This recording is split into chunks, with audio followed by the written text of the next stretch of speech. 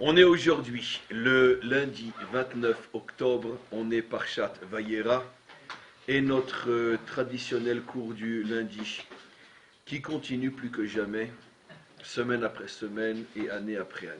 En tous les cas, on est arrivé à Parshat Vayera comme je l'ai dit et on va essayer de s'arrêter ensemble sur un personnage à la fois central mais extrêmement mystérieux dont on lit les quelques petites histoires dans la Torah, année après année depuis des millénaires, et finalement, je ne sais pas si on s'est vraiment arrêté sur lui. J'ai nommé Lot, évidemment. Je ne pouvais pas dire Abraham, ni Sarah.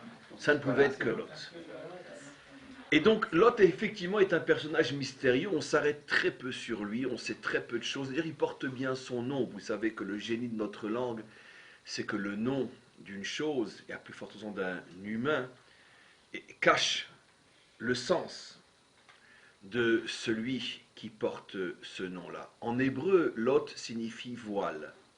En hébreu biblique, comme les prophètes le disent, en ce jour, j'enlèverai le Lot qui est sur la face de l'humanité tout entière et ils verront enfin le Créateur. Le voile est appelé Lot. Un Lot, c'est un voile. En hébreu biblique, je ne sais pas si on le retrouve en hébreu moderne, mais en tous les cas, en hébreu biblique, on le trouve relativement plusieurs fois dans la Bible éparpillée. Le mot Lot signifie voile. Effectivement, il porte bien son nom parce que c'est un homme très voilé, très mystérieux. Il est d'autant plus mystérieux qu'effectivement il est mystérieux, mais en plus quand même sort de lui le Mashiach. C'est quand même pas rien. Et sort de lui le Mashiach d'une manière extrêmement mystérieuse. Un père avec ses filles qui vont mettre entre autres au monde Moab. Moab qui est au départ un enfant qui porte ce nom. Moab signifie Méhav, je viens de mon père. C'est pas très discret de la part de sa mère, disent nos maîtres, de lui donner le nom de son origine. Mais en tous les cas, quoi qu'il en soit, c'est quand même du peuple de Moab que va sortir Ruth, c'est quand même de Ruth que va sortir David, c'est quand même David que va sortir le Mashiach. Et tout ça, ça commence au hasard d'une nuit où on avait un petit peu trop bu et on se retrouve un père et une fille. C'est très mystérieux tout ça, c'est très bizarre.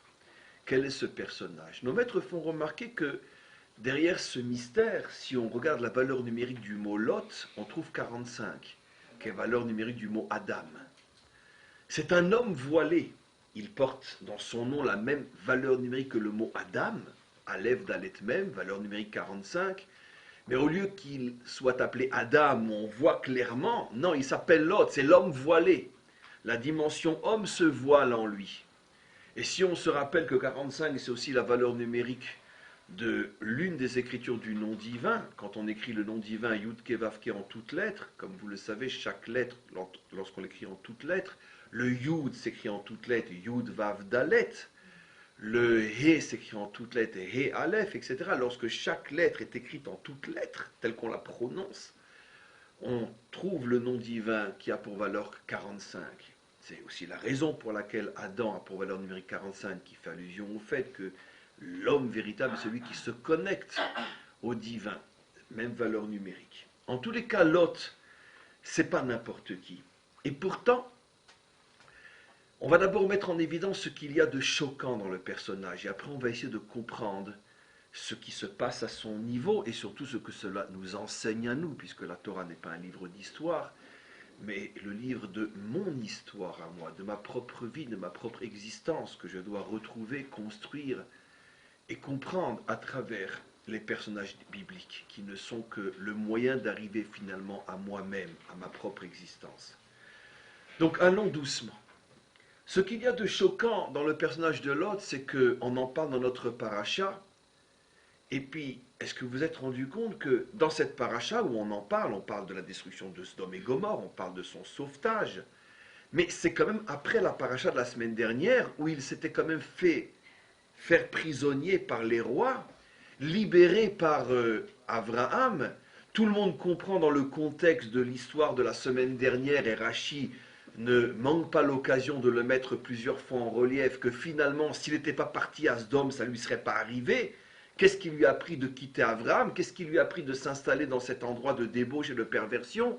Et voilà qu'il s'est fait prendre comme prisonnier. On peut imaginer ce qui lui serait arrivé si si son père adoptif, qui est en vérité son oncle, ne s'était pas mis en danger avec 318 soldats uniquement pour aller combattre toute une armée, enfin 4 armées, et le sauver. On se serait attendu à quoi après un tel sauvetage? Eh bien qu'il retourne chez Avram. Pensez-vous donc? Où il est retourné? À Sdom. Parce que sinon, comment se fait-il que dans notre paracha, on le retrouve à Sdom? Il est retourné à Sdom. Dites-moi, et la semaine dernière, on l'a vu dire merci.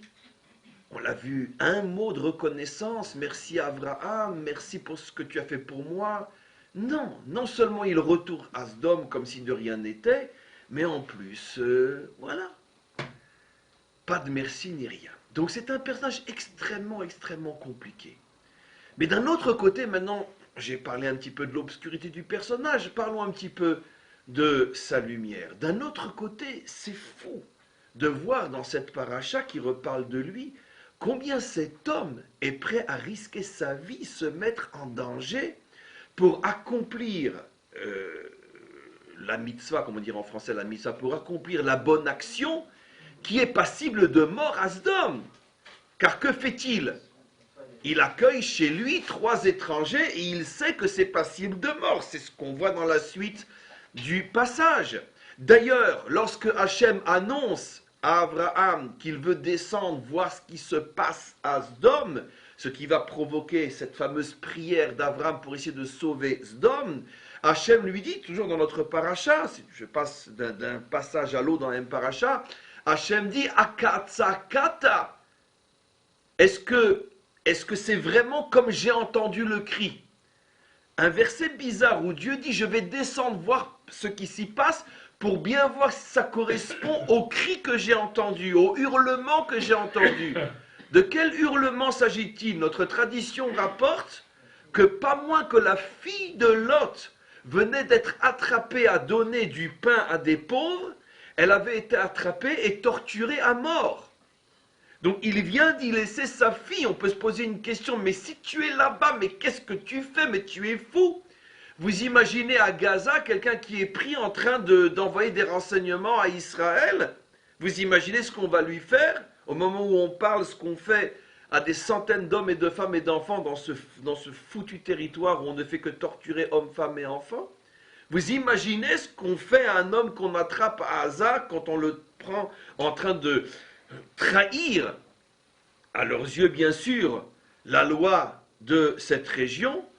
Eh bien c'est exactement ce qui se passait à Sdom. Le crime ultime à Sdom était de nourrir un pauvre. Et pourquoi, juste une petite parenthèse, bien que je l'ai déjà expliqué de nombreuses fois, même ici dans de nombreux cours, l'idéologie, c'était pas parce qu'ils étaient méchants pour être méchants, surtout ne croyez pas une chose pareille. Il y avait pire que la méchanceté, l'idéologie qui justifie le crime. C'est pire que la méchanceté. Quand une idéologie cachérise le crime. C'était quoi cette idéologie? Que on n'a pas le droit de nourrir un pauvre, pourquoi? Parce que c'est favoriser le parasitisme, c'est favoriser la dépendance, c'est favoriser ceux qui ne font rien, c'est un poids pour la société, t'as qu'à travailler comme tout le monde, et n'en miel pas ton monde, un point c'est tout.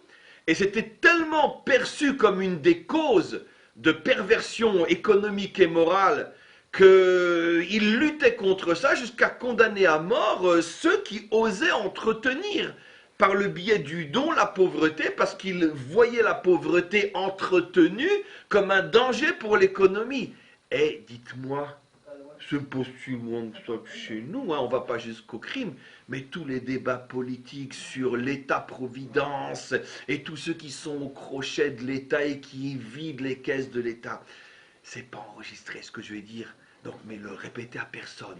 Et moi je suis d'accord que nourrir trop de parasites ça met en danger l'économie d'un État. Je dis pas qu'il faut les tuer, mais enfin presque. Hein. Parce que si on coule tous à cause de ces millions de parasites qui disent « Moi j'ai pas intérêt à travailler, je touche plus en vivant aux frais de l'État », et bien après on s'étonne qu'il y a des crises économiques. Me dites pas que je suis un sodomite. Hein.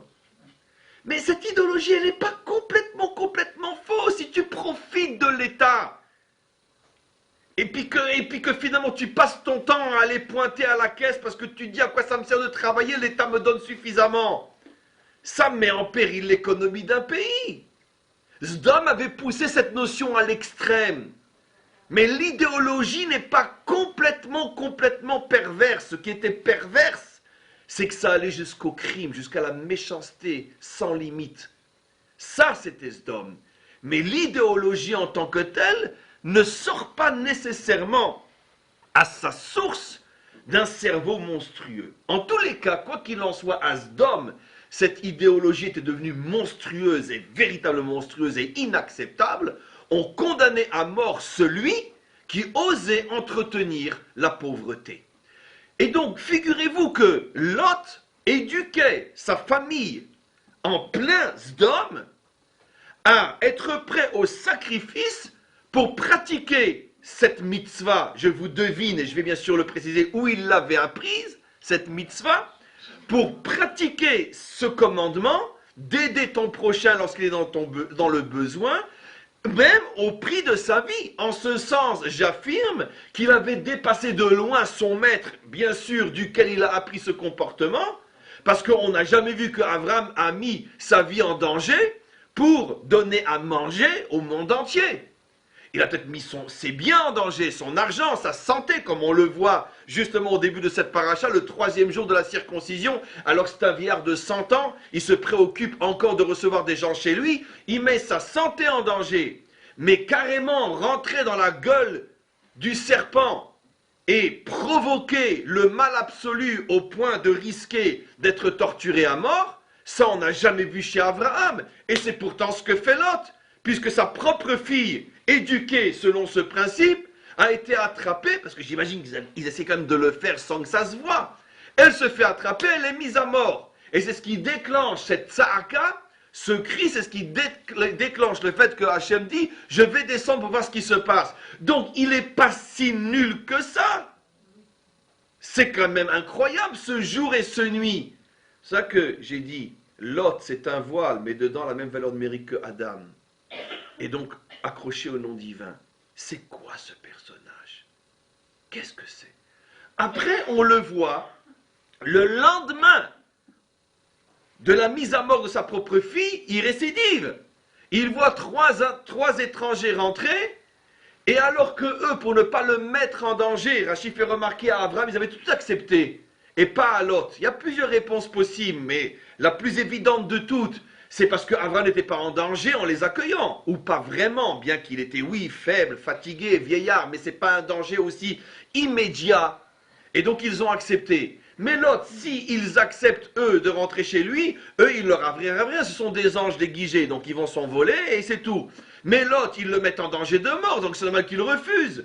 Et il insiste, et il insiste, et il insiste. Et ne me dites pas qu'il ne sait pas quel danger il risque d'affronter. Rachid fait remarquer qu'à la différence de son maître, qui leur a d'abord fait laver les pieds et après leur a donné à manger, lui c'est le contraire. Il leur donne à manger, il les installe et après il leur dit lavez-vous les pieds. Rachid dit quelle drôle de manière d'accueillir quelqu'un. Et si déjà tu veux faire comme ton maître, alors suis l'ordre de ton maître. Rachid répond non, parce que l'autre savait que d'une minute à l'autre, si jamais on l'a vu accueillir chez lui des invités, il risque de débarquer chez lui, et s'il voit que les pieds sont lavés, ils vont l'accuser de les avoir accueillis déjà il y a de nombreuses heures ou de nombreux jours. Au moins s'ils ont les pieds sales, il pourra toujours dire non, ils viennent d'arriver, ils sont rentrés sans permission, j'en sais rien. Il pourra toujours alléger, comme on dit, le fait d'être pris la main dans le sac. On dit, vous voyez, ils viennent d'arriver, hein, je ne les ai pas accueillis, moi, ils viennent d'arriver. C'est ça qu'il essaie de retarder au maximum leur lavage de pieds. Donc, d'un côté, il sait dans quel danger il est. D'un côté, il affronte le danger. Il vient d'enterrer sa fille, il continue. Mais qu'est-ce que c'est cet homme voilé? T'es gentil ou t'es méchant? En plus, vous remarquerez dans le texte qu'il leur sert de la matzah. De la matzah, c'est marqué, je vous promets. 400 ans avant la sortie d'Égypte. De la matzah. Rachid pose la question, maintenant ça veut dire quoi de la matzah? Rachid dit parce que c'était le soir de Pessah. Non, je vous promets, ça n'a pas été écrit à Purim ce commentaire. Ça veut dire quoi? Mais il ne fait que renforcer la question. Il mange de la matzah parce que c'est Pessah. Mais qu'est-ce que l'autre fait? Pessah. La réponse est évidente, c'est l'un des enseignements forts des maîtres d'Israël. C'est que la Torah, au niveau de ses concepts forts, existe au dehors du temps et de l'espace. Et les principes forts descendent dans l'histoire et s'habillent dans un événement X ou Y. La notion de Pessar et de manger de la matzah, c'est l'affirmation de la liberté de l'homme qui s'affranchit de tout joug humain. L'homme ne se soumet qu'à un seul être, au maître du monde. Et tout autre joug du maître du monde sur l'homme doit être brisé par l'homme. Je n'ai qu'un seul maître, le maître du monde. Ce concept-là existe depuis la création de deux hommes, où il y en a un qui veut soumettre un autre. Seulement que dans l'histoire d'Israël, ce principe-là est rentré dans l'histoire de l'esclavage et de la sortie d'Égypte. Mais ce concept était connu et célébré par tous les Juifs de toutes les générations. Noach aussi a mangé de la matzah. C'est-à-dire que lui aussi, il a consacré un temps à fêter la libération de l'homme, du joug de l'homme. Et donc automatiquement, il y avait une tradition que le 15e jour du mois de Nissan, une tradition qui ne remonte pas forcément à Abraham, qui peut-être venait de Noach et sans doute de Adam. Le 15e jour du mois de Nissan, comme nous explique Rashi au sujet de la sortie d'Égypte, est un jour propice à voir un dévoilement de force libératrice dans le monde, c'est vrai jusqu'à aujourd'hui, et c'est le jour où les justes qui étaient sensibles à ce dévoilement de force s'asseyaient pour fêter Pessar, la libération de l'homme, pour qu'il se mette sur le jour unique du maître du monde. Et donc on voit que si lui faisait Pessar, qu'il a donné à manger de la matzah aux anges, ça veut dire que c'était un homme qui était aussi extrêmement spirituel et qui proclamait aussi le fait qu'un homme ne doit se soumettre qu'à Dieu, puisque c'est ça le fait de manger de la matzah et de faire Pessar. Je me mets entièrement sous la protection du maître du monde. Donc, il est compréhensible ou pas compréhensible ce personnage? Alors, maintenant on continue un petit peu. Bien introduit, bien complexe. Bah oui, parce que je veux dire, pour le faire sortir, le Mashiach, il faut bien être compliqué. Parce que je veux dire, c'est très compliqué le Messie. Jusqu'à aujourd'hui, c'est très compliqué. Donc, Hachem sait d'où le faire sortir, ce personnage compliqué. On va continuer un petit peu. Il y a donc l'intervention des hommes de Sdom qui veulent lapider tout le monde, enfin plus que ça, ils veulent prendre, sors-nous les hommes pour qu'on les connaisse, tout le monde, tous ceux qui connaissent l'hébreu, c'est que pour qu'on les connaisse, en hébreu biblique, ça veut dire pour qu'on ait un rapport avec eux, comme il est dit, l'homme a connu sa femme, c'est-à-dire donc, d'où l'expression française, il a connu une femme, et ça vient de la traduction hébraïque, Avaïda et Trava, Adam a connu sa femme, et ils utilisent la même expression, sors-les-nous pour qu'on les connaisse, ça veut dire quoi? Ça veut dire pour qu'on ait avec des hommes, donc on n'a pas attendu aujourd'hui pour que ces choses-là étaient des choses pratiquées et même voire officielles. À Sdom, on pratiquait l'homosexualité d'une manière complètement affranchie, libérée, pas de problème. Ça serait intéressant d'ailleurs de voir peut-être le lien commun entre un système économique qui refuse l'aide aux autres et l'homosexualité. Ça serait intéressant parce que c'est intéressant, mais j'ai pas envie d'entrer dans les détails. Ça serait intéressant. En tous les cas, quand je parle de l'homosexualité, je parle de l'homosexualité dans le sens d'une idéologie perverse, sans limite, sans gêne, dévergondée. Je ne rentre pas dans les détails, encore une fois, de deux pauvres hommes qui sont nés comme ça et qui n'ont pas d'autre possibilité parce qu'ils sont différents de nous. Je ne parle pas de ce genre d'homosexuel. En tous les cas, je vais me faire descendre, qu'est-ce que je viens de dire? En tous les cas, peu importe. Je sais pas pourquoi je parle, j'ai un défaut. Alors j'ai toujours tais-toi, arrête de parler. Mais heureusement, tous mes cours ne sont pas enregistrés. Sinon, qu'est-ce que je serais devenu? En tous les cas, on continue. Quoi qu'il en soit, là-bas, c'est clair, il s'agit d'une homosexualité perverse qui n'est pas du tout le fruit d'un problème psychologique, psychique ou physiologique. Il s'agit de toute la ville qui sort pour faire ça, parce que c'est la débauche publique et officielle. En tous les cas, regardons la réaction de Lot. À nouveau, on va dans l'obscurité. Écoutez, j'ai deux filles qui n'ont encore jamais connu d'homme. Si vous voulez, je vous les donne. Attends, c'est pas possible que c'est le même Lot qui est en train de faire Pessar. Je vous les donne. Mais vous imaginez un père qui jette deux filles vierges, puisque c'est ce que dit le texte, à une foule de fous. Alors, vous me direz, excusez-moi, ça sera quand même plus naturel qu'avec des hommes. Mais d'un autre côté, c'est mes filles, ces hommes-là sont des étrangers. Vous connaissez un homme qui est prêt à donner ses filles pour sauver des étrangers qu'il a rencontrés il y a 5 minutes. Mais c'est de la folie pure ce Lot, mais il est complètement à la masse. Mais il est fou. Vous voyez qu'on s'en sort pas. Hein? Mais qui c'est Lot? Mais qui tu es? D'où ces extrêmes? Maintenant attention, n'imaginez surtout pas que Lot propose ses filles parce qu'il n'en a rien à faire de ses filles. Non, il veut tellement aller jusqu'au bout de la mitzvah d'honorer ses invités. Il veut tellement le faire au-delà de toute logique, de tout raisonnement, de toute acceptabilité, qu'il va jusqu'à proposer ses filles. Ça veut dire que là, ici, on voit l'autre qui va à l'extrême du bien, au point qu'il a dépassé même les limites de l'absurde, mais c'est pas parce que, encore une fois, il va se réjouir de voir ses filles violées, c'est parce qu'il veut aller jusqu'au bout du bien qu'il est en train de commencer à faire. Je commence, je vais jusqu'au bout. Ça veut dire que ça frise la folie. On n'a jamais vu, même Abraham, qui le 3e jour de la circoncision, lui aussi va faire du chesed, exactement d'avoir chez lui des invités. Ça ressemble à Abraham, mais ça l'a dépassé, parce qu'Abraham, c'est exagéré, mais c'est pas non plus de la folie pure. Chez Lot, c'est de la folie pure. Il semblerait, mes amis, que Lot veut à tout prix montrer, je commence à vous diriger vers la réponse, il semblerait que Lot veut à tout prix montrer qu'il est mieux que... Vous avez compris. Ça, ça, vous l'avez encore jamais entendu. On va parler de Lot comme jamais ça n'a été expliqué. Il semblerait que Lot, au point de se rendre ridicule, a quelque chose à prouver. Je te prouverai que je suis plus grand que toi. Vous connaissez l'histoire des enfants écrasés, des élèves écrasés, des maris écrasés. Oui. J'y arriverai, je suis plus grand. Il semblerait que Lot est un personnage écrasé, qui a besoin de prouver quelque chose. Je serai plus grand que toi. Tu as donné ta vie, toi, pour cette mitzvah? Moi, regarde, Asdom, je donne ma vie pour cette mitzvah. Dis-moi, tu as donné un enfant pour cette mitzvah, toi? Moi, j'ai donné ma fille pour cette mitzvah. La première et les 2 autres, je suis prêt à les donner aussi. Qui est le plus grand? Il semblait que Lot a un problème. Il veut se prouver quelque chose à lui-même.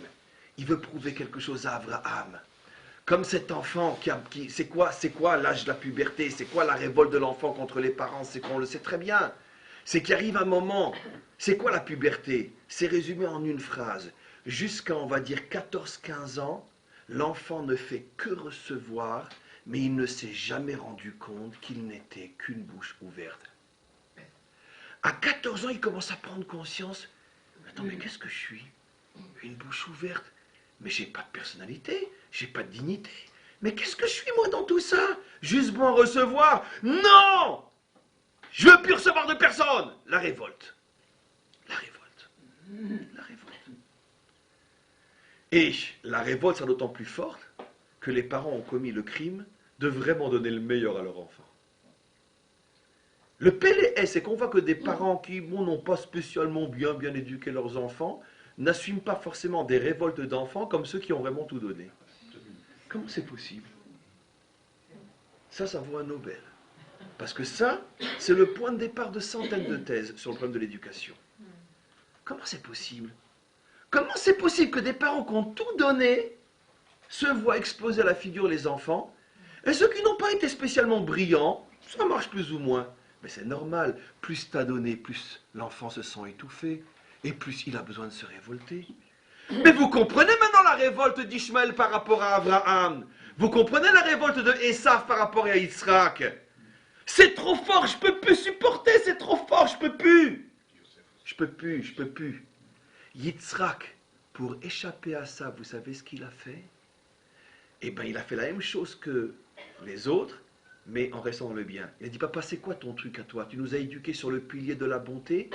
Ben moi, je rejette tout ce que tu m'as enseigné. Moi, je veux vivre sur le pilier de la rigueur. Qu'est-ce qu'il a gagné? C'est qu'il se révolte contre son père sans abandonner son père. Comprenez? Il choisit un autre pilier, mais dans le bien. Qu'est-ce qu'a fait Ishmaël? Ishmaël, disent nos maîtres, n'avait que le modèle de son père. Il ne s'est pas senti la force de se créer un nouveau modèle dans le bien. Et le modèle de son père l'a étouffé. Et finalement, il a explosé. Pareil pour Yaakov avec Yitzhak et Esav avec Yitzhak. Yitzhak n'avait que le modèle de son père. il l'a pu supporter, il a tout envoyé balader. Yaakov a senti que s'il n'a que le modèle de son père, il va exploser lui aussi. Il en cherche un autre. Son père, c'est l'homme droit, et lui n'arrête pas de Yaakov. Mais tout en restant dans les normes. Il n'est comme ça qu'avec les méchants, jamais avec les gentils. Donc il est comme ça alors que l'autre, son père, il est comme ça.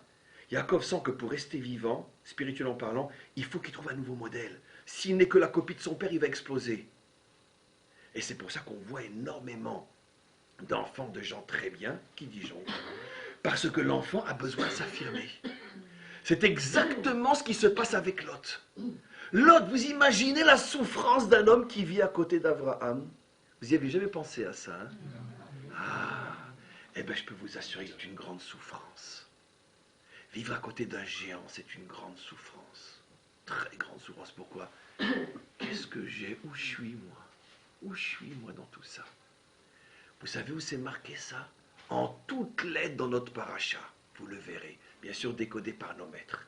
Pendant la sortie et la fuite de Sdom, les anges disent à Lot, fuis vers la montagne. Lot répond, non, je ne peux pas aller vers la montagne parce que si j'y vais, le mal va m'y rattraper là-bas. Yidbakani ara'a, le mal va me rattraper là-bas. Tous les commentaires posent une question. Tu penses bien que les anges qui sont venus pour sauver Lot, s'ils lui disent d'aller vers la montagne, c'est forcément vers un endroit où il n'y a pas de danger. Parce qu'ils ne sont pas venus le sortir de Lot, le sortir de Sodome pour qu'il explose en face. Donc c'est clair que quand les anges lui disent va vers la montagne, c'est très compréhensible. Tout le bassin du jour, toute la vallée du Jourdain était déjà à l'époque un bassin. Donc monte vers la montagne, quand on est dans la vallée du Jourdain, on voit les montagnes en direction de Jérusalem, il lui dit monte vers là-bas. Là où il n'y a pas l'explosion, car l'explosion n'était que en bas dans le bassin. L'autre répond non, si j'y vais, le mal va me poursuivre là-bas. Mais c'est de la folie ce dialogue de sourds. Les maîtres d'Israël viennent à notre rescousse, ils disent non.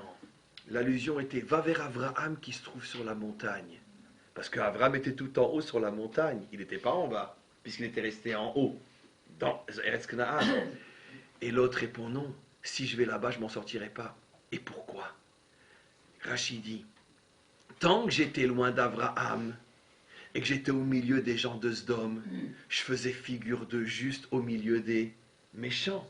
Mais si maintenant je retourne chez Abraham, je ferai figure de méchant à côté du juste. Et là-bas, Hachem viendra me chercher pour me dire je t'ai oublié toi, Sdom, reviens ici. Regardez la réponse. Il se trahit. Il explique aux anges et à travers eux pourquoi quelques années auparavant, il avait quitté Abraham. Mais on n'a pas fini de découvrir des merveilles dans ce passage. Il dit aux anges, mais vous n'avez rien compris. Vous voulez me ramener chez Abraham. Mais vous n'avez pas compris que la raison pour laquelle je l'ai quitté, c'est parce que j'avais besoin de m'affirmer en tant que tel. Je ne pouvais plus supporter de vivre en présence de cette montagne dans les deux sens du terme. J'avais besoin de prendre la distance pour me prouver à moi que moi aussi je suis quelque chose. Et c'est pour ça que j'ai été au milieu des gens de Sdom. Pas parce que j'ai un lien avec eux, pour faire du bien au milieu de Sdom. Pour ça, si j'arrive moi à faire du bien au milieu de Sdom, on ne dira pas « Ah oui, tel fils, tel père ». Parce que même mon père, il n'a pas fait ce que moi je suis capable de faire. J'ai donné ma fille, j'ai donné ma vie, j'ai tout donné pour faire le bien que j'ai appris. C'est vrai, j'ai appris chez Abraham. Mais je l'ai bien dépassé depuis longtemps, Abraham. Alors qu'on arrête de me dire que je ne suis que le fils de mon père. Donc ne me le ramenez pas chez Abraham. Il est en train de poser le problème fondamental ici. Les anges comprennent qu'il a raison et disent, bon, très bien, alors ne va pas dans la montagne. Et ils épargnent une ville, la ville de Tsar. Mitzar, ils l'épargnent, alors qu'elle était prévue au programme dans la destruction, pour qu'il trouve bien un endroit où se réfugier. Et puis après, de là-bas, il sort, il va dans la grotte. Non, Tsar dans le sens de petit, Tsaïr. Et donc, voilà cette histoire-là. Il révèle son problème. Mais regardez, encore un détail extrêmement important, et après on va creuser plus encore. Au moment où Lot est sauvé, le verset dit la chose suivante. Elohim se souvenu d'Abraham et il sauva Lot. Rachi fait remarquer que c'est cette drôle de tournure. Parce que Elohim s'est souvenu d'Abraham, il a sauvé Lot. Quel est le lien?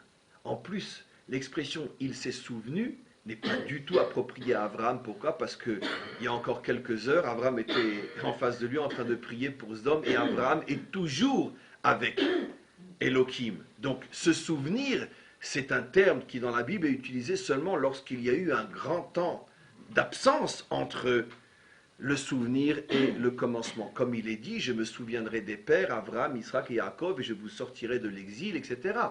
Entre la promesse faite au père et la sortie d'Égypte, s'est écoulé 400 ans. Donc on peut comprendre pourquoi on dit Dieu s'est souvenu d'Abraham, Isaac et Jacob. Mais dire que Dieu est en train de se souvenir d'Abraham alors qu'il y a quelques heures, Abraham était en train de prier devant lui, c'est un terme complètement inapproprié dans le texte, dans le contexte d'un homme qui ne quitte pas Hachem, ne serait-ce qu'une seconde. Je parle d'Abraham. Nos maîtres nous transmettent, non. Ici, il y a un message extraordinaire. Ça, ce commentaire fait partie de notre tradition, mais regardez la puissance incroyable. Ils disent non. Ce que veut dire le verset, c'est que Hachem s'est souvenu du comportement que Lot avait eu avec Abraham il y a effectivement de nombreuses années. C'est pour ça qu'on dit souvenir. Quel comportement? Donc, ce que dit le verset, Hachem s'est souvenu d'Abraham, il a sauvé Lot, c'est-à-dire, comment dit Rashi, Hachem s'est souvenu de ce que Lot avait fait pour Abraham, et c'est pour ça qu'il l'a sauvé. Et qu'est-ce que Lot a pu faire à Abraham? On n'a jamais vu que Lot a fait quelque chose de bien, au point que ça soit le mérite qui était conservé en haut pour l'utiliser au moment où il en aurait besoin pour le sauver. C'est quoi ce mérite? Nos maîtres disent que quand Abraham, avec Sarah et Lot, à ce moment-là il s'appelait Abraham, Sarai et Lot, sont arrivés à la frontière de l'Égypte, rappelez-vous que Abraham dit, bon on va dire Abraham dit à Sarah, tu diras que tu es ma sœur, parce que s'ils savent que je suis ton mari, ils vont me tuer. Si je suis ton frère, ils vont te prendre sans me tuer. Mais si ils pensent que je suis ton mari, ils ne te prendront pas sans me tuer. Donc dis que tu es ma sœur, vais et je vivrai grâce à ça. Je ne vais pas maintenant commenter ce passage extrêmement bizarre. On l'a déjà fait, je pense, dans d'autres cours, mais ce n'est pas le sujet. En tout cas, Lot se trouve là et il entend ça. À ce moment-là, Lot se fait un petit calcul dans la tête. Il se dit, si je dénonce Abraham et que je dis que c'est son mari, et dans ce cas-là, ils vont tuer Abraham. Et il a eu un cas de conscience, je le fais ou je ne le fais pas, disent nos maîtres. C'est Rachi sur place. Par le mérite que Lot n'a pas dénoncé Abraham et n'a pas donc causé la mort d'Abraham, ce mérite lui a été conservé pendant des années jusqu'au jour où il en aurait besoin. Quand il a fallu lui le sauver, il a été sauvé par le mérite qu'il avait donc protégé Abraham. Ça vous convient? Parfaitement? Non, vous êtes trop gentil pour étudier la Torah. C'est inconcevable, c'est insupportable, c'est un scandale. Pourquoi? Mais enfin, ça veut dire quoi? Ça, c'est un mérite, ça? Mais attends, encore heureux qu'il n'a pas dénoncé Abraham. C'est un petit orphelin, récupéré par son oncle, d'accord? Éduqué, on peut imaginer la meilleure éducation qu'un enfant peut recevoir à cette époque-là. En plus, sans avoir jamais travaillé de sa vie, il reçoit la moitié de la fortune d'Abraham quand ils reviennent d'Égypte. Abraham dit, allez, on se sépare, prends la moitié, alors que tout est par le mérite d'Abraham. Alors qu'il est parti faire l'idiot à Sdom, Abraham risque sa vie pour aller le sauver. Enfin, et puis de toute façon, indépendamment de ça, c'est ton oncle, c'est ton père adoptif, c'est Abraham, par lequel seront bénies toutes les familles de la terre. Et quoi? Tu as un mérite de ne pas vouloir le tuer. Et... Mais c'est inconcevable que ça soit un mérite, apparemment. Apparemment, c'est inconcevable que ça soit un mérite. D'accord? Vous aussi, 10 fois, vous avez voulu tuer votre mari. Vous ne l'avez jamais fait, c'est pas un mérite. J'ai raison ou pas? Eh bien sûr. Mais en vérité, on ne veut pas vraiment le tuer. Et c'est pour ça que ce n'est pas un mérite. Parce qu'on ne le tuera pas, notre mari. Alors donc, ça veut dire quoi? Ça veut dire que si nos maîtres nous disent, non, vous avez raison, mais je veux l'expliciter. Si nos maîtres nous disent que c'est considéré comme un mérite, cela signifie donc que nos maîtres nous dévoilent que Lot avait une telle haine pour Abraham que c'est considéré comme un mérite qu'il ne l'a pas tué. C'est ça ce qu'il fallait rajouter à ce que vous dites. Parce que sinon c'est incompréhensible. Si on nous dit que c'est un effort pour lui au point d'en faire un mérite, ça veut dire donc qu'il a dû faire un effort surhumain sur lui pour se contrôler. La question était, mais encore heureux? Non, c'est pas encore heureux. Pourquoi? Parce que Lot était dans une situation où il ne pouvait plus le voir en couleur. Chut, je parle maintenant. Et pourquoi il ne pouvait plus le voir en couleur? Pourquoi? Parce qu'il se sentait lui-même tué par Abraham. Dans le sens moral et psychologique. Écrasé. De là, je vous signale que les implications dans le chinour, dans l'éducation, dans la relation humaine sont énormes. De là, on s'aperçoit, la Torah nous dit qu'un homme sans le savoir peut être le pilier mondial de la bonté, de la générosité, de l'amour d'autrui et être perçu comme un assassin par ceux qui sont à côté de lui. Pourquoi? Parce que t'es trop bon, j'étouffe. Mais c'est incroyable comme notion. Incroyable. Combien de fois on se dit, mais je comprends pas, mais qu'est-ce que j'ai fait? Combien de fois dans une relation humaine ça pète? Et on se dit, moi je comprends pas avec tout ce que j'ai fait, mais qu'est-ce que je peux faire de plus? Je t'ai tout donné, je suis tellement bon, je suis tellement bien. Mais c'est ça le problème. C'est qu'une relation humaine ne pète pas forcément parce qu'il y a un méchant. Ça peut péter même s'il y a deux super gentils. Pourquoi? Parce qu'il y a un phénomène d'écrasement qui est d'autant plus fort que je suis véritablement bon. Je pourrais presque arriver à la conclusion, et c'est malheureusement souvent le cas, qu'une relation humaine est d'autant plus en danger qu'elle unit deux hommes, deux femmes, ou un homme et une femme, véritablement grands et bons. Grand et bien, je préfère dire. Pourquoi? Parce que justement, deux grosses personnalités, ça ne peut pas être sans friction. Mais si c'est deux petits nuls, machin, etc. Qu'est-ce que tu as fait à manger, ma chérie, ce soir? Un peu de poulet, t'as qu'à te servir. Comme ça va pas loin, c'est pas dangereux. D'accord? Mais quand c'est fort, attention, là c'est le danger. J'oserais presque vous dire que ce que je suis en train de vous expliquer, mais c'est aussi la clé qui ouvre le mystère de cette relation incompréhensible entre Hachem et nous Israël. Je vous ai choisi pour être mon peuple. Bah, t'aurais mieux fait de pas travailler ce jour-là, je vais te dire. Parce que je t'ai déjà donné 2,5 millions d'enfants à Auschwitz, et je ne compte même pas tous les autres. Excuse-moi, l'élection. Ça veut dire quoi? Ça veut dire que justement, parce que les deux ont une telle personnalité, excusez-moi de parler d'une manière anthropophobe, etc., ont une telle personnalité, le peuple juif est un peuple à la nucrède, qui a beaucoup de caractère, et le bon Dieu n'en parlons pas. Et donc, ça pète dans tous les sens, cette relation-là. C'est très dur. Pourquoi? Parce que ou c'est le juif qui écrase Hachem, ou c'est Hachem qui écrase le juif. Il y en a toujours un des deux qui se fait marcher dessus. Mais oui. Parce que quand un juif, il se révolte, alors je peux vous dire que plus révolté que lui, on ne peut pas faire. Les plus grandes révoltes contre le divin sur terre sont sorties de juifs. Mais quand un juif se soumet, on ne peut pas se soumettre plus qu'un juif. On monte sur le bûcher avec Shema Yisrael Hashem Elokeinu Hashem Echad. Donc, c'est ça. Pourquoi? Parce que quand deux fortes personnalités doivent se supporter, c'est très dur. C'est ce qui se passe entre Abraham et Lot. Lot a une très forte personnalité. Vous imaginez le personnage en plein Sdom, il reçoit des gens chez lui le lendemain qu'on lui a tué sa fille. Mais vous imaginez le personnage, mais il a peur de rien. Ben, quand un personnage comme ça se trouve à côté d'Abraham, ça ne peut qu'exploser. Pourquoi? Parce que Abraham, lui aussi, c'est un sacré gaillard. Seul contre le monde entier, il a affronté Nimrod contre la tour de Babel. Quand Nimrod l'a pris et lui a dit « Alors tu crois en quoi ?» Il a dit « Jette-moi dans le feu, je crois en mon Dieu et on verra bien qui va gagner. » Ça veut dire Abraham, il a déjà prouvé que c'est un sacré gaillard lui aussi. Donc deux sacrés gaillards qui sont ensemble, il y en a forcément un qui va finir par écraser l'autre. Mais comme l'écraser c'est aussi un sacré gaillard, ça va finir par exploser. Et entre Abraham et Lot, le sentiment que Lot avait d'être écrasé, alors qu'Abraham peut-être ne s'en rendait même pas compte, était tellement fort qu'il en est arrivé à le voir comme un ennemi. J'aurai ta peau, tu vas crever. Et quand il s'est retrouvé devant la situation où en un mot il pouvait se débarrasser d'Abraham, ça a été une terrible épreuve pour lui de ne pas dénoncer Abraham. Donc finalement on commence à cerner, il y a juste encore une petite partie dans ce cours, on commence à cerner de manière extraordinaire quel est le personnage de Lot.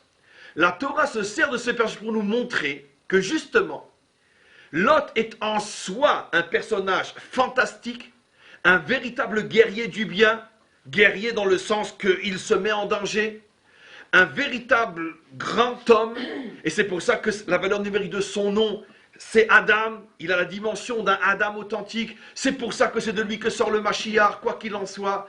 Mais d'un autre côté, il porte le nom de Lot voilé, parce que cette dimension-là est voilée et n'arrive pas à s'exprimer. Pourquoi? Parce que justement, il a son problème de gérer sa relation avec Abraham, et on va expliquer un petit peu plus. Ce qui veut dire que, qu'est-ce que la Torah nous dit ici? La Torah nous dit que, entre autres, elle met ici en évidence le problème suivant. C'est très très très dur pour un homme, surtout un homme qui a du caractère, et là je parle pour chacun d'entre nous, un homme qui a du caractère et de la personnalité, c'est très très très dur d'accepter d'avoir véritablement un maître et une source. En passant par un maître et une source de chair et de sang, jusqu'à remonter à la source qu'on appelle le maître du monde. Pourquoi? Parce que si je reconnais que toute mon inspiration, tout ce que je suis, je te le dois, et que tu es immense, et que moi aussi j'ai du caractère, c'est très très difficile de gérer ça. L'application à ce que j'explique, comme je l'ai suggéré, on le trouve dans tous les domaines de la vie. 99,9% des problèmes de couple, des problèmes humains, des problèmes parentaux, des problèmes religieux, des problèmes de société, sont liés à ce problème-là. Chacun veut s'affirmer, personne ne veut se soumettre, personne n'est prêt à reconnaître ce que je te dois. Dans un couple, ce que l'homme doit à la femme, 1 milliard de vies ne suffiront pas pour l'énoncer. Ce que la femme doit à l'homme, 1 milliard de vies ne suffiront pas. Et pourquoi toutes les tensions et les disputes, alors que je t'ai déjà prouvé tellement que tout le bien que je te fais et tout le bien que tu me fais, pourquoi? Parce que c'est très dur de le reconnaître. C'est très dur de le reconnaître. Pourquoi? Parce que si vraiment tu me fais vraiment du bien, alors c'est très dur de le reconnaître et vice-versa. Comme j'ai expliqué, là où on le voit le plus fort, c'est parents et enfants. Et là où on le voit encore le plus fort de tous pour en arriver, bien sûr, à l'application claire, entre nous et Hachem. Pourquoi l'homme a tellement de mal à reconnaître Hachem? Parce qu'on lui doit tant que si on le reconnaît, on a l'impression que ça va nous étouffer. Comme je l'ai souvent expliqué, alors que c'est tellement évident, tellement simple à comprendre que le monde ne peut pas s'être fait tout seul, l'homme préfère inventer je ne sais combien de salades inimaginables, absurdes, plutôt que de reconnaître l'évidence. Pourquoi? Quelle est la différence? Parce que si je reconnais l'évidence que ce monde a une volonté créatrice, donc un sens et une direction, ça m'engage, ça me soumet. Moi, j'ai envie de m'affirmer. Lot est la mise en évidence du danger que guette un homme, qui guette un homme bien, qui justement parce qu'il a de grandes qualités aura du mal à s'incliner devant un mari, devant une épouse, devant un associé, devant un maître et devant Hachem. On a du mal à s'incliner parce que justement on a des qualités. Maintenant, on va aller malgré tout un petit peu plus loin parce qu'il y a un autre aspect aussi fondamental qui est ô combien révélateur de la différence entre ces deux hommes, Abraham, qui est le véritable Adam, et l'autre qui est une copie de Adam, ou qui est un voile de Adam, qui porte en lui Adam, mais qui n'arrive pas à l'exprimer comme il faut et qui ne fait que des bêtises avec cette dimension en lui étouffée qu'il voudrait exprimer, qu'il n'arrive pas à exprimer. J'ouvre juste une petite parenthèse qui me vient maintenant à l'esprit. Des études ont été faites, c'est prouvé, 99,9% des grands dictateurs qui ont écrasé les autres sont le résultat d'une vie médiocre, d'une enfance, d'échecs dans l'existence, de rapetissement de sa propre personne, etc. À force d'avoir été, et je parle d'hommes qui ont une grande personnalité, bien sûr, parce qu'on ne devient pas un dictateur si on est un peu heureux, de grandes personnalités qui ont été écrasées, lorsque ça ressort, alors ça devient la dictature. Hitler en était le pur produit de ce petit caporal miteux qui avait une très très forte personnalité, qui n'a pas supporté l'échec de l'Allemagne, qui n'a pas supporté ses propres faiblesses et lâcheté certainement au combat dans la Première Guerre, etc. Et il avait une image de lui tellement insupportable que quand c'est ressorti dans le monstre qu'il a été, parce qu'il avait effectivement un caractère inimaginable de force et de volonté, utilisé dans le mal. En tous les cas, je reviens maintenant. Remontons un petit peu plus à l'origine de ce conflit entre Avram et Lot, qui a fait le sujet d'un vieux cours, M. Quin s'en souviendra ici, et que je veux remettre en évidence. La dispute entre les bergers, qui est le point de départ de la séparation. Les bergers se disputaient. Et pourquoi ils se disputaient? Pourquoi? Alors là encore, notre tradition qui, sans elle, la Torah n'aurait ni queue ni jambe, on ne saurait pas comment l'apprendre. Qu'est-ce que ça veut dire? Pourquoi les bergers se disputent? D'autant plus que si on s'arrête au texte, la réaction d'Avram est scandaleuse. Avram dit, alors on se sépare. On se sépare. Si à chaque fois qu'il y a un problème entre des moutons, on se sépare, je vais dire, on va se retrouver dans une bergerie. Ça veut dire quoi? On se sépare. L'homme qui ouvre son cœur pour le monde entier, il dit à son fils adoptif, on se sépare parce qu'il y a un problème entre les moutons. C'est de la folie. Donc ce texte suggère forcément son commentaire. De quoi on parle? Nos maîtres disent la chose suivante, que la dispute a effectivement commencé avec les bergers, et puis elle s'est propagée après aux maîtres respectifs des bergers. L'enseignement différent que les bergers entendaient de l'un et de l'autre. Les bergers de Lot laissaient leurs moutons, leur bétail, paître dans les champs cananéens.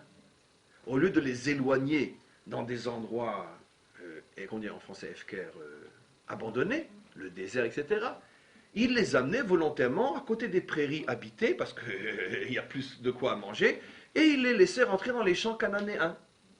Quand les bergers d'Abraham ont vu ça, ils disent, mais comment vous comportez? Mais c'est honteux, mais vous ne savez pas que vous représentez Abraham, l'homme de la droiture, le juste de la génération, c'est du vol ce que vous faites. Et les bergers de Lot répondaient, comment c'est du vol? Mais la terre a été promise à Abraham, c'est notre terre, c'est eux qui ne sont pas à leur place. Nous ne faisons que prendre ce qui est à nous, reprendre ce qui est à nous. Et c'est comme ça qu'a commencé la dispute. Eux disaient, la terre a été promise à Abraham, cette terre est à nous, ce n'est pas du vol. Et les bergers d'Abraham disaient, attends, je ne comprends pas, la terre est à nous, la terre a été promise, mais elle est promise, elle n'est pas encore à nous.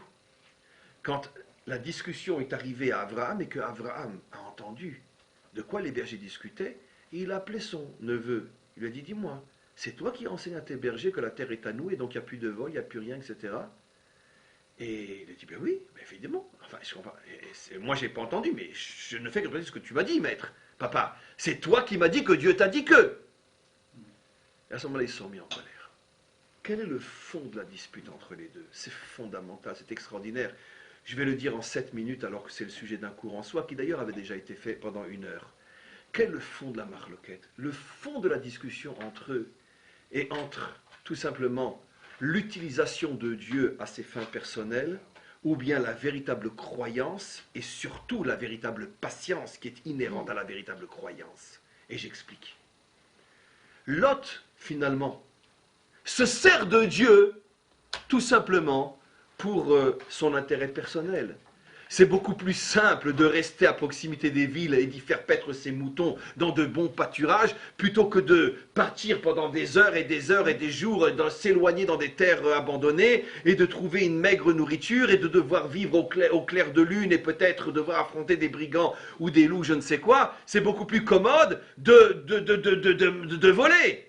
Mais d'un autre côté, Lot ne peut pas voler. Pourquoi il ne peut pas voler? Parce que quand même, il est le fils d'Abraham. Donc qu'est-ce qu'il fait? Il se sert de Dieu, d'une promesse vraie, mais il s'en sert à des fins personnelles. Qu'est-ce que dit Abraham? Abraham dit, bien sûr, la terre est à nous. Mais d'un autre côté, il y a encore une réalité. La réalité historique ne correspond pas encore à la promesse divine. C'est-à-dire, il faut laisser le temps à la promesse divine de rentrer, de s'habiller dans les événements de ce monde pour que la nature, l'histoire, devient elle-même l'incarnation concrète, irréfutable de la promesse divine. Vous comprenez ce que je dis? C'est très très simple. D'accord? Donnons un exemple dans la vie de tous les jours.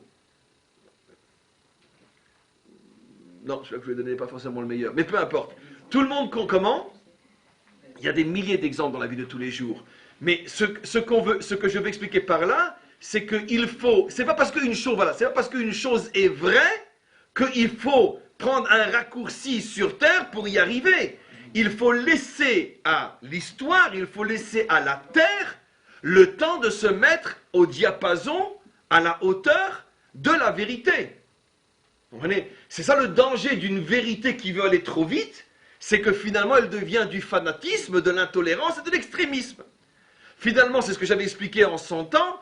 Qu'est-ce que Lot incarne? Lot incarne la religion fanatique qui en soi se sert de vérité vraie, mais dans la mesure où elle ne supporte pas la lenteur de l'histoire, n'est pas prêt à payer le prix de la patience, qui est le prix de l'humilité et le prix de la confiance surtout, on veut précipiter les choses, on veut imposer la vérité à l'histoire et finalement on massacre tout le monde. Car comme on le sait, toutes les religions qui fonctionnent comme Lot, eh ben, c'est des religions qui massacrent. Psychologiquement, mentalement, moralement et physiquement aussi. Pourquoi? Parce que la réalité refuse d'aller aussi vite que la vérité. Et automatiquement, si la vérité n'accepte pas la lenteur de la réalité, il y a une bagarre entre eux. Et si le pouvoir est entre les mains de la vérité, ça donne tout ce qui se passe en Iran ou ailleurs. Voilà. Comment? Aujourd'hui, on a volé la terre. Qui? Aujourd'hui, nous avons volé la terre. La réponse, vous l'avez dans l'histoire. La réponse, vous l'avez dans l'histoire. Donnez-moi, je sais pourquoi vous posez la question. La réponse, vous l'avez dans l'histoire. Combien de siècles a-t-on attendu pour revenir sur notre terre? Combien de siècles? 2000 ans. Combien de catastrophes avons-nous dû traverser pour revenir sur notre terre? Et plus encore, alors que, et là je vais le dire d'une manière qui va vous étonner, alors que nous avons un livre traduit dans toutes les langues, reconnu par le monde entier comme étant un livre de vérité, appelé dans toutes les langues le livre saint, qui dit clairement que sa terre est à nous, nous avons refusé de nous créer en État avant que l'humanité tout entière, l'ONU, le vote de l'ONU, reconnaisse que ça soit à nous. J'aurais bien voulu que les Européens fassent entendre avec les Indiens.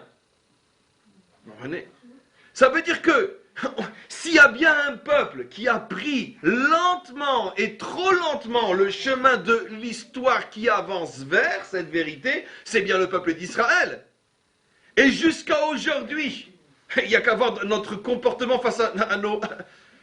Je vous signale, vous le savez tous, qu'à l'heure où je parle, la moitié du pays est bombardée. Vous savez tous que la moitié de la population ne dort pas dans un lit le soir, mais personne n'en parle. Ça n'intéresse personne, on s'en fout. Enfin. Et pourquoi personne n'en parle? Pourquoi nous n'en parlons pas? Pourquoi on ne le crie pas au monde entier? Nos femmes et nos enfants ne dorment pas la nuit. Quel pays accepte un seul missile sur l'une de ces villes sans réagir? Nous ne réagissons même pas. Allez, un petit truc par-ci, un petit truc par-là. Allez. Pourquoi? Toujours ménager les nations, ne pas provoquer leur colère, ne pas... Si nous, on a bien un défaut, c'est le défaut contraire. Ça veut dire, alors qu'on est en plein droit, mais imaginez qu'un missile tombe sur un village français. Imaginez toute la population en face contre un mur, et les enfants en premier.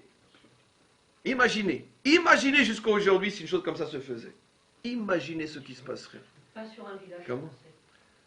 Pas sur un village français, ça dépend qui il est habité par qui, par des Français ou... Ça dépend. Mais dites-moi, non mais vous plaisantez. Tirer un missile sur un village français aujourd'hui, la France ne réagirait pas. Mais vous plaisantez. La France ne réagirait pas pour sauver l'honneur de ses villageois. Vous avez compris ce que je dis? Mais vous plaisantez. Mais vous plaisantez. Les Anglais, quand on leur a pris une île au fin fond du Pacifique, ils ont déclaré la guerre. Mais arrêtez, je crie au scandale. Les Anglais, il y a quelques années, ont fait la guerre quand on leur a pris une île que personne ne connaissait, qui est à 500 000 km de chez eux. Les îles Malouines. Mais ouvrez les yeux. Regardez comment eux réagissent, comme des gens normaux. Mais très bien, peu importe, pas les Français, les Turcs, peu importe. Mais c'est du jamais vu ce que nous on vit. C'est du jamais vu un truc pareil. 70 missiles en un jour la semaine dernière, il n'y a pas une réaction. Pas une, 70, ne parlez pas d'un. 70. Un de nos officiers, en passant par la frontière du côté israélien, vient de perdre ses 2 bras, pas une réaction. J'aimerais bien voir l'armée française si on lui bousillait un officier français alors qu'il est de son côté du pays. Mais arrêtez. Donc, je réponds à M. Cahin. Si nous, on a bien un défaut, c'est bien le défaut inverse. On a tellement cette maladie de « qu'est-ce qu'il pense de nous ?» Le con, dira-t-on, des nations, que nous, on devient fou dans l'autre sens. Donc s'il y a bien un problème dont on ne peut pas nous taxer, c'est bien celui-là. Parce que même quand on est complètement dans nos droits, on lève encore 10 fois la main pour dire « j'ai le droit de riposter, j'ai le droit de riposter ». On nous a tiré 6000 missiles. On peut maintenant rentrer dans Gaza, la dernière guerre à Gaza. Allez, on a compté, on est à 6100 réactions. 6100 réactions. On a le droit de rentrer à Gaza? Bon, oui, mais faites vite, hein. Bon, et quand on reste quelques heures de trop, on a le monde entier sur le dos. Lui, le Syrien, il massacre hommes, femmes et enfants tous les jours. Allez, allez, continue, c'est pas grave. Donc, on fait la parenthèse parce que je ne veux plus avoir à souffrir de ce genre de justification. En tous les cas, Lot représente celui qui, lui, est, on pourrait dire, c'est le modèle fondateur des religions raccourcies, qui deviennent forcément toutes des religions perverses, des religions intolérantes, des religions extrémistes, des religions ayatolistes, où si la réalité refuse d'aller aussi vite que notre vérité, on massacre. Abraham, lui, est d'accord avec Lot sur le principe. Cette terre appartient à Israël. Mais le problème, c'est que pour l'instant, on n'a encore aucun signe, aucun commencement pour pouvoir justifier le fait que l'on puisse prendre nos moutons et les mettre dans... Voilà. Comme jusqu'à aujourd'hui. Je vous signale que à chaque seconde que je parle, une maison illégale est construite en Judée-Samarie. Je veux dire que l'année dernière, notre gouvernement a passé une année à détruire les unes après les autres toutes maisons que lui considérait comme illégales, maisons israéliennes construites sur, c'est approuvé ou non, sur une terre arabe. Mais supposons même que ça soit vrai, nous avons passé un an à détruire les unes après les autres toutes maisons illégales que nous avions construites chez eux, alors qu'à l'heure où on parle, des dizaines de maisons sont construites tous les jours illégalement de leur côté à eux et personne ne bouge. Et ne parlons pas même pas des Bédouins dans le Negev qui sont en train de conquérir tout le Negev et personne ne bouge. Donc, évidemment que nous, on a le défaut contraire d'aller trop loin dans l'absurdité de la non-utilisation de nos droits. Mais en tous les cas, Abraham, qui j'espère est quand même moins fou que nos dirigeants, Abraham représente avant tout celui qui dit « J'ai besoin d'un minimum de signes pour pouvoir me dire la promesse divine commence à se réaliser. » Quand Abraham voit les signes dans l'histoire, alors il dit « C'est, Hachem est d'accord, on y va. » Mais il est toujours à l'écoute de la promesse divine. Alors que l'autre dit non, on a la promesse divine, c'est tout.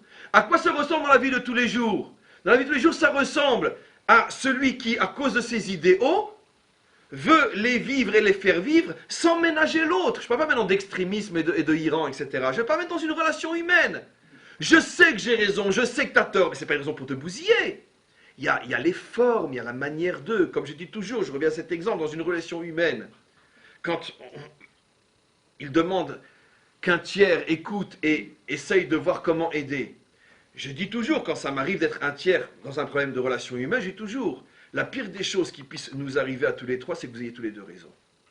Parce que si vous avez tous les deux raison, je ne peux pas vous aider. C'est pas gérable.